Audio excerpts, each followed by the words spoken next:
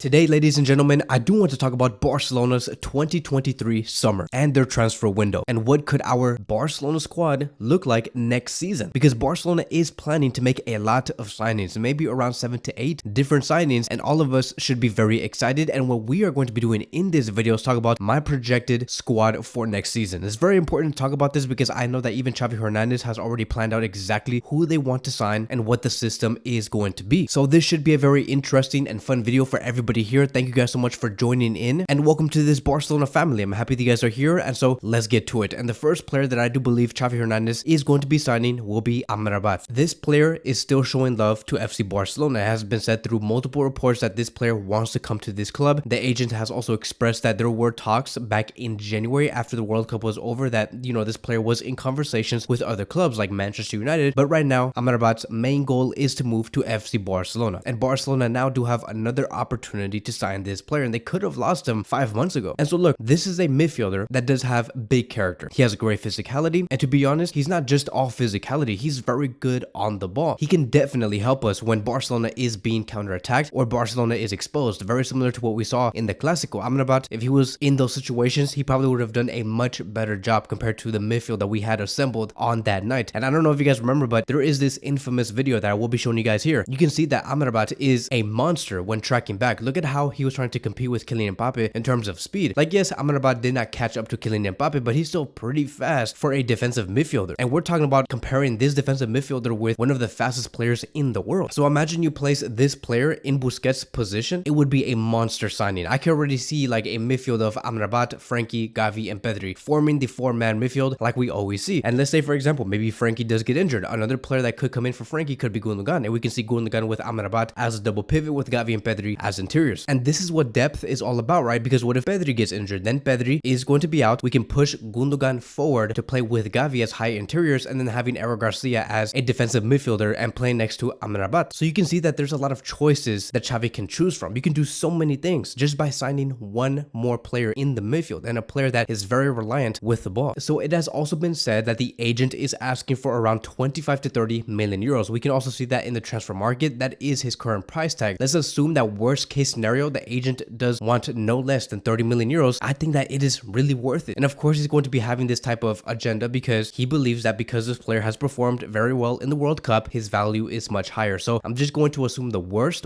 case scenario for Barcelona, and we pay 30 million euros. It's worth it. AMRABAT will be a Barcelona player. The next player that we will be talking about will be Gundogan. Now, there has already been multiple sources claiming that there is an agreement with this player between Barcelona and Gundogan. Gundogan wants to come to this club. There's also been like other sources in England claiming that it's very uncertain right now that Gundogan's future is with Manchester City. And let me tell you, that is always a good sign in the eyes of whoever is trying to buy a Manchester City player, because Pep Guardiola never wants to keep players that are not 100% committed no more. Pep Guardiola has expressed many times that he's not doing this based off hate, and he's not trying to say, hey, look, like if you want to commit to a different club, then get out of here. I don't need you no more. Like, Pep Guardiola's not trying to give out that type of impression. He's trying to say that, like if a player wants to move to a different club, he would just give a yes, because he knows that a player's life in their careers is very short, and he does not want to waste anybody's time. Pep Guardiola has lived through it, and so that is why he would say, yes, Gundogan, you can go to Barcelona. I think that you would love it there. And so Gundogan would be an exceptional signing, because he can play as a defensive midfielder and also as a central midfielder, very similar to like basically what I did discuss earlier in the AMRABAT section. And so heck, I can even argue, right, that we can have a double pivot of Gundogan and Pedri. Why not see that? Because when you are a defensive midfielder at Barcelona, you need to be able to organize the play. Pedri and Gundogan, they can do that. So don't be surprised if Xavi Hernandez pulls off something like that, even though we know that these two players are very creative. And you also need to have players in those positions that know how to make one pass that leads towards an overload situation, meaning that you place Barcelona in a 3 versus 2 situation in the attack, or a 4 versus 3 situation in the attack when Barcelona does have the ball. Gundogan and Pedri are phenomenal at that. So moving on towards the next player, and that is going to be Messi. I don't know if you guys have heard about this player, but this player, he is Argentinian. He is 33 years old. I have had very good reports on this player. I think that Messi would be amazing at Barcelona, and so I could definitely see Messi make a huge impact at Barcelona. Like, can you just imagine having Messi in this squad playing with a midfield of Gundogan, Pedri, Xavi, and Frenkie de Jong? It's like